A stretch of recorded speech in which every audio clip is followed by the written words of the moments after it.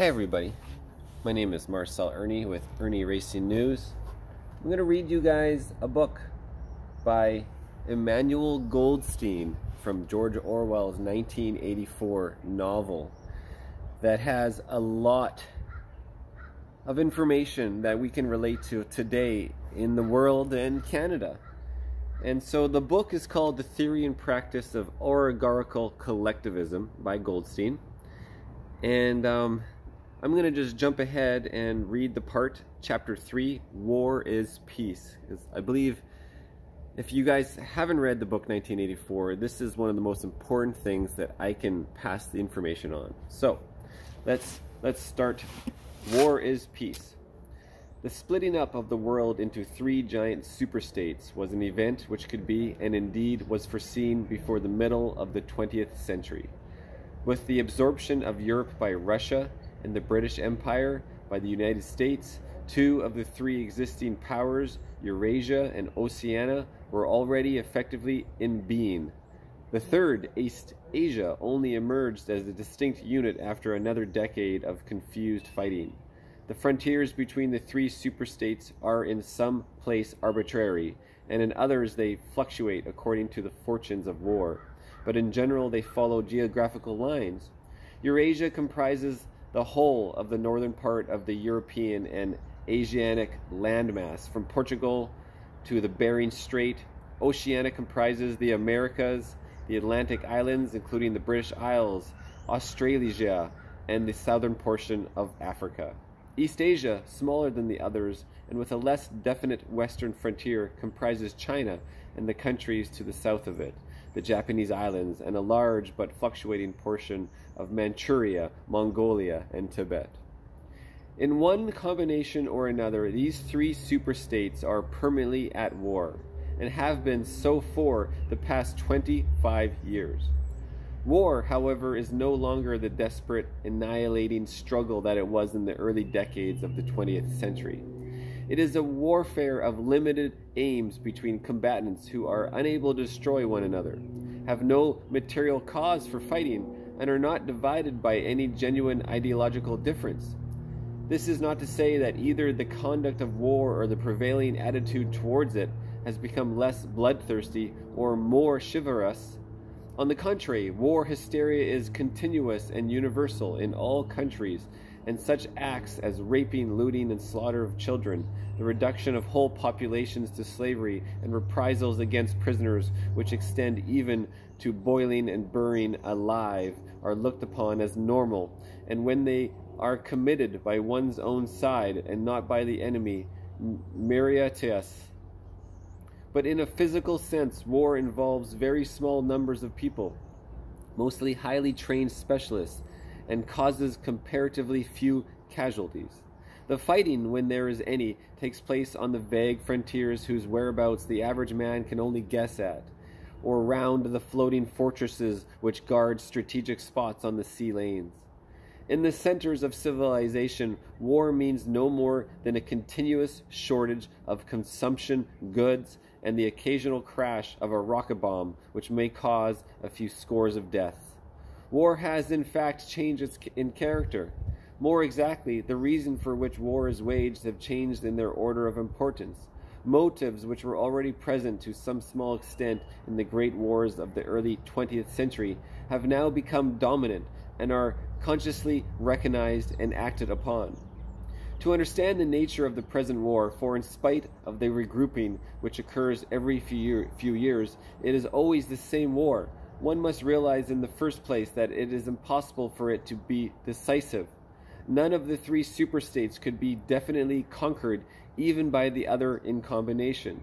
They are too evenly matched, and their natural defenses are too formidable.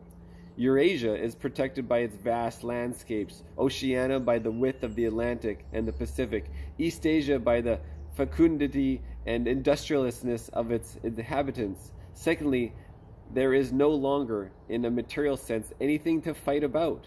With the establishment of self-contained economies in which production and consumption are geared to one another, the scramble for markets, which is a main cause of previous war, has come to an end, while the competition of raw materials is no longer a matter of life and death.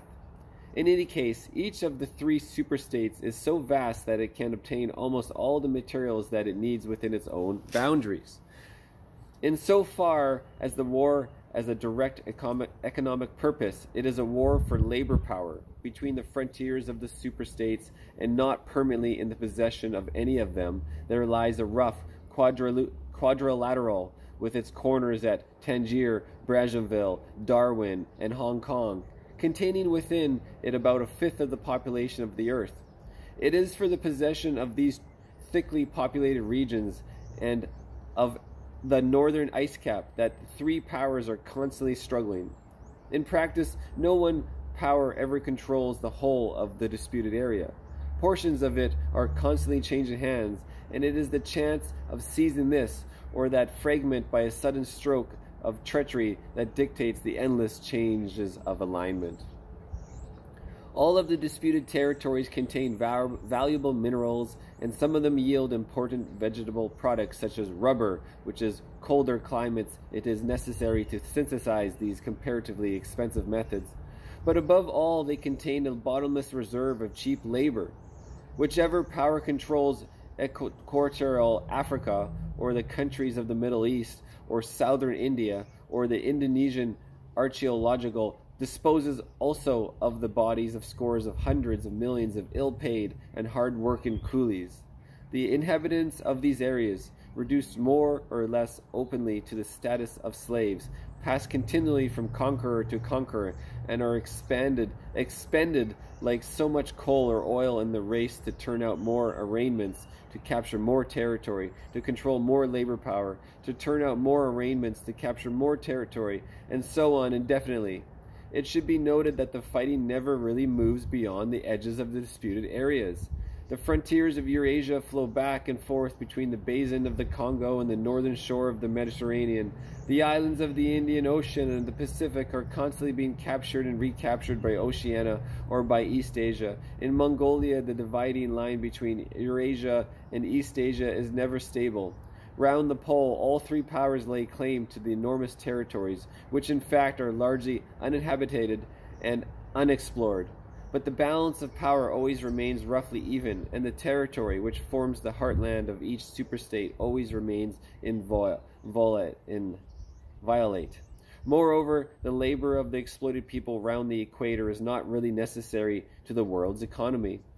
They add nothing to the wealth of the world, since whatever they produce is used for purposes of war, and the object of waging a war is always to be in a better position in which to wage another war.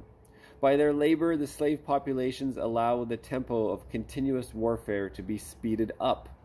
But if they did not exist, the structure of the world society and the process by which it maintains itself would not be essentially different. The primary aim of modern warfare, in accordance with the principles of doublethink, this aim is simultaneously recognized and not recognized by the directing brains of the inner party, is to use up the products of the machine without raising the general standard of living. Ever since the end of the 19th century, the problem of what to do with surplus of consumption goods has been latent in industrial society. At present, when few human beings even have enough to eat, this problem is obviously not urgent, and it might not have become so even if no artificial processes of destruction had been at work. The world of today is a bare, hungry, dilapidated place compared with the world that existed before 1914, and still more so if compared with the imaginary future to which the people of the period looked forward. In the early 20th century, the vision of a future society unbelievably rich, leisured, orderly, and efficient, a glittering antiseptic world of glass and steel and snow-white concrete, was part of the consciousness of nearly every literate person. Science and technology were developing at a prodigious speed, and it seemed natural to assume that they would be on developing. This failed to happen, partly because of the impoverishment caused by a long series of wars and revolutions, partly because of scientific and technical progress depended on the empirical habit of thought, which could not survive in the strictly regimented society. As a whole, the world is more primitive today than it was 50 years ago. Certain backward areas have advanced, and various devices, always in some way connected with warfare and police espionage, have been developed, but experiment and invention have largely stopped, and the ravages of the atomic war of the 1950s have never been fully repaired. Nevertheless, the dangers inherent in the machine are still there. From the moment when the machine first made its appearance, it was clear to all thinking people that the need for human drudgery, and therefore to a great extent for human inequality, had disappeared. If the machine were used deliberately for that end, hunger, overwork, dirt, illiteracy, and disease could be eliminated within a few generations.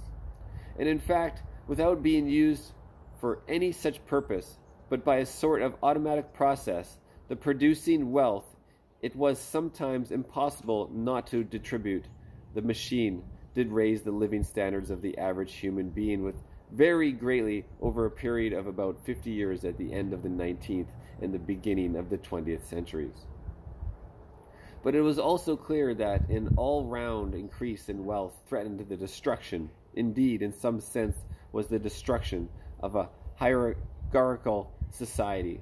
In a world in which everyone worked short hours, had enough to eat, lived in a house with a bathroom and a refrigerator, and possessed a motor car, even an airplane, the most obvious and perhaps the most important form of inequality would already have disappeared.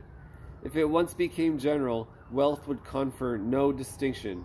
It was possible, no doubt, to imagine a society in which wealth, in the sense of personal possessions and luxury, should be evenly distributed, while power remained in the hands of a small privileged caste. But in practice, such a society could no longer remain stable. For if leisure and security were enjoyed by all alike, the great mass of human beings who are normally stupefied by poverty would become literate and would learn to think for themselves. And when once they had done this, they would sooner or later realize that the privileged minority had no function, and they would sweep it away.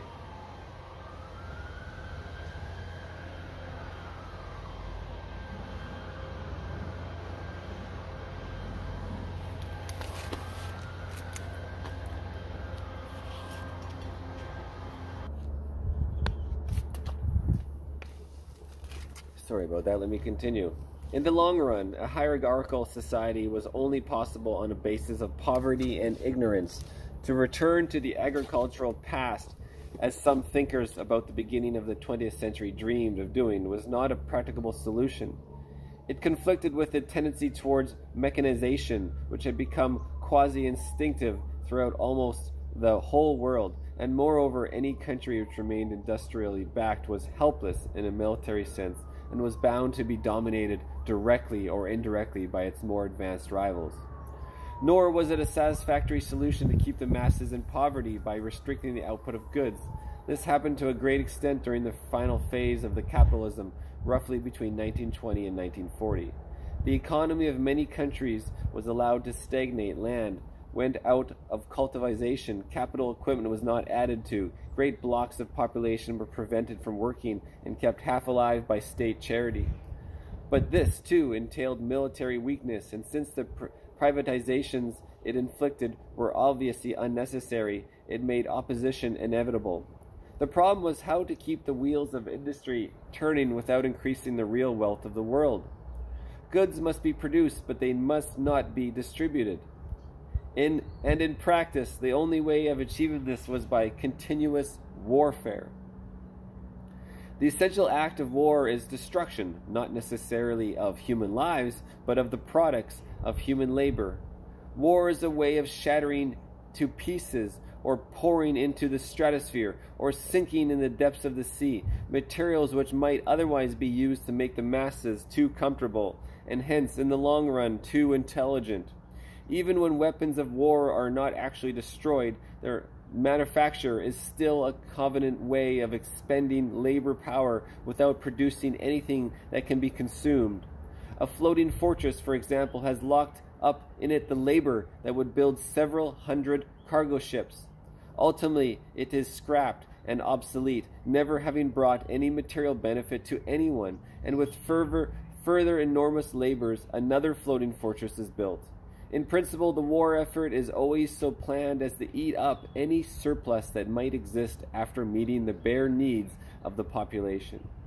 In practice, the needs of the population are always underestimated, with the result that there is a chronic shortage of half of the necessities of life, but this is looked on as an advantage. It is deliberate policy to keep even the favored groups somewhere near the brink of hardship, because a general state of scarcity increases the importance of small privileges and thus magnifies the distinction between one group and another.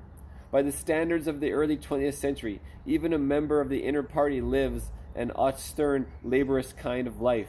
Nevertheless, the few luxuries that he does enjoy, his large, well-appointed flat, the better texture of his clothes, the better quality of his food and drink and tobacco, his 2 or 3 servants, his private motor car or helicopter, set him in a different world from a member of the outer party.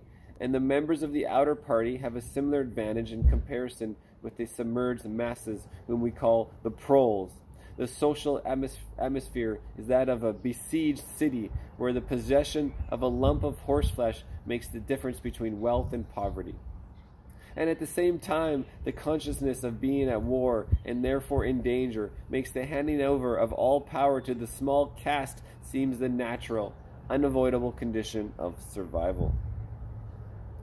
War, it will be seen, not only accomplishes the necessary destruction, but it accomplishes it in the psychological acceptable way.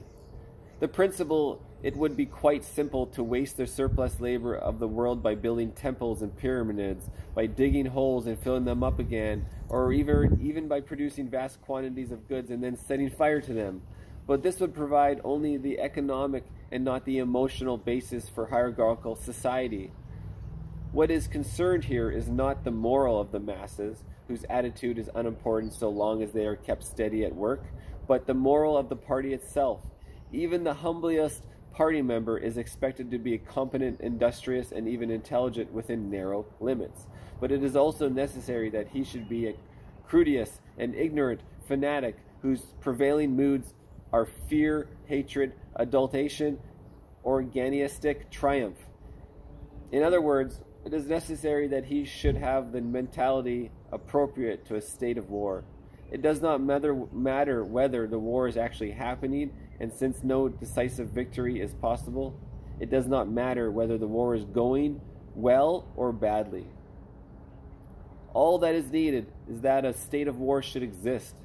The splitting of the intelligence which the party requires of its members, and which is more easily achieved, is an atmosphere of war, is now almost universal.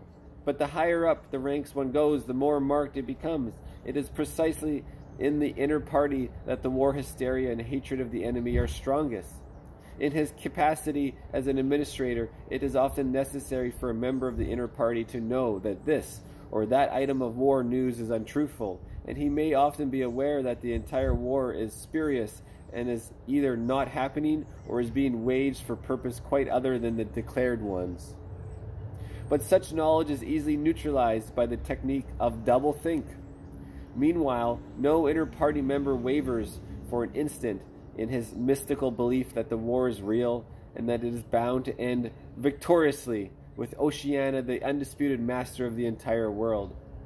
All members of the inner party believe in this coming conquest as an article of faith.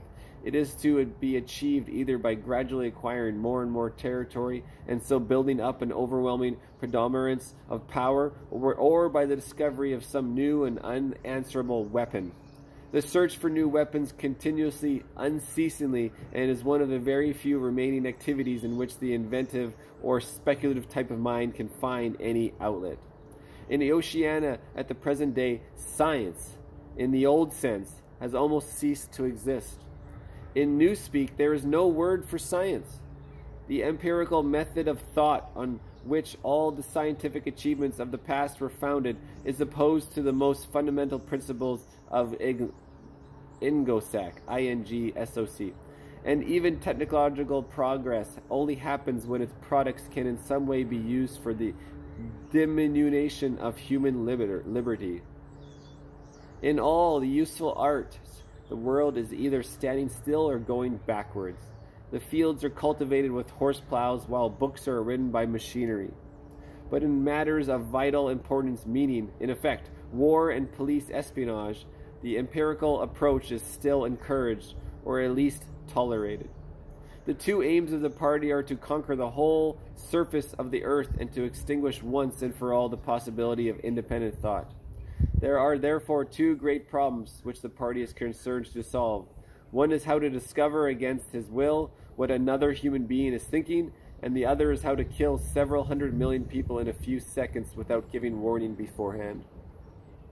In so far as scientific research still continues, this is its subject matter. The scientist of today is either a mixture of psychologist and inquisitor, studying the extraordinary minuteness of meaning of facial expressions, gestures, and tones of voice, and testing the truth-producing effects of drugs, shock therapy, hypnosis, and physical torture. Or he is a chemist, psychologist, or biologist, concerned only with such branches of a special subject as are relevant to the taking of life in the vast laboratories of the Ministry of Peace, and in the experimental stations hidden in the Brazilian forest or in the Australian desert, or on lost islands of the Antarctic, and teams of experts are at work. Some are concerned simply with planning the logistics of future wars. Others devise larger and larger rocket bombs, more and more powerful explosives, and more impenetrable armor plating. Others search for new and deadlier gases or for soluble poisons capable of being produced in such quantities as to destroy the vegetation of whole continents, or for breeds of disease germs immunized against all possible antibodies. Others strive to produce a vehicle that shall bore its way under the soil like a submarine under the water, or an airplane as independent of its base as a sailing ship. Others explore even remote possibilities, such as focusing on the sun's rays through lenses suspended throughout the kilometers away in space, or producing artificial earthquakes and tidal waves by tapping the heart of the Earth's center. But none of these projects ever comes anywhere near realization, and none of the three superstates even gains a significant lead on the others. What is more remarkable is that all three superpowers already possess, in the atomic bomb, a weapon far more powerful than any that their present researchers are likely to discover. Although the party, according to its habit, claims the invention for itself, atomic bombs first appeared as early as the 1940s and were first used on a large scale about 10 years later. At that time, some hundreds of bombs were dropped on industrial centers, chiefly in Eurasia, Russia, Western Europe, and North America. The effect was to convince the ruling groups of all countries that a few more atomic bombs would mean the end of organized society, and hence of their own power. Therefore, although no formal agreement was ever made or hinted at, no more bombs were dropped. All three powers merely continue to produce atomic bombs and store them up against the decisive opportunity which they all believe will come sooner or later. And meanwhile, the art of war has remained almost stationary for 30 or 40 years. Helicopters are far more used than they were formerly. Bombing planes have been largely superseded by self-propelled projectiles, and the fragile, movable battleships have given way to the almost unsinkable floating fortress. But otherwise there have been little development. The tank, the submarine, the torpedo, the machine gun, even the rifle and the hand grenade are still in use. And in spite of the endless slaughters reported in the press and on the telescreens, the desperate battles of earlier wars in which hundreds of thousands or even millions of men were often killed in a few weeks have never been repeated. None of the three superstates ever attempted any maneuver which involves the risk of serious defeat. When any large operation is undertaken, it is usually a surprise attack against an ally. The strategy that all three superpowers are following, or pretend to themselves that they are following, is the same. The plan is, by a combination of fighting, barraging, and well-timed strokes of treachery, to acquire a ring of bases completely encircling one or other of the rival states, and then to sign a pact of friendship with that rival and remain on peaceful terms for many years as the lulled suspicion to sleep. During this time, the rockets loaded with atomic bombs can be assembled at all the strategic spots. Finally, they will all be fired simultaneously with effects of devastating as to make retaliation impossible. It will then be time to sign a pact of friendship with the remaining world power in preparation for another attack. This scheme, it is hardly necessary to say, is a mere daydream, impossible of realization. Moreover, no fighting ever occurs except in the disputed areas round the equator and the pole. No invasion of enemy territory is ever undertaken. This explains the fact that in some places the frontiers between the superstates are arbitrary. Eurasia, for example, could easily conquer the British Isles, which are geographically part of Europe. Or on the other hand, it would be possible for Oceania to push the frontiers to the Rhine or even to the Vistula. But this would violate the principle followed on all sides, though never formulated, or cultural integrity.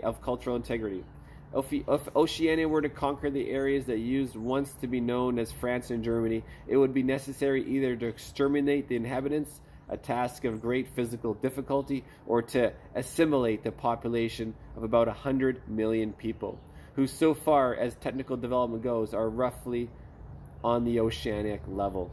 The problem is the same for all three superstates. It is absolutely necessary to their structure that there should be no contact with foreigners except to a limited extent with war prisoners and colored slaves. Even the official ally of the moment is always regarded with the darkest suspicion. War prisoners apart, the average citizen of Oceania never sets eyes on a citizen or either Eurasia or East Asia, and he is forbidden the knowledge of the foreign language. If he were allowed contact with foreigners, he would discover that they are creatures similar to himself, and that most of what he has been told about them is lies. The sealed world which he lives would be broken, and the fear, hatred, and self-righteousness on which his morals depend might evaporate. It is therefore realized on all sides that however often Persia or Egypt or Java or Ceylon may change hands, the main frontiers must never be crossed by anything except bombs. I think I'm going to leave it there, guys. Maybe we'll continue for another day. Everything I just read and talked about, the perpetual war motion, the war machine, the industrial war complex, it's happening right now with the proxy war of USA in Ukraine against Russia. It's happening right now again with the USA, Israel versus East Asia, whatever you want to call it, the BRICS, the world superpowers.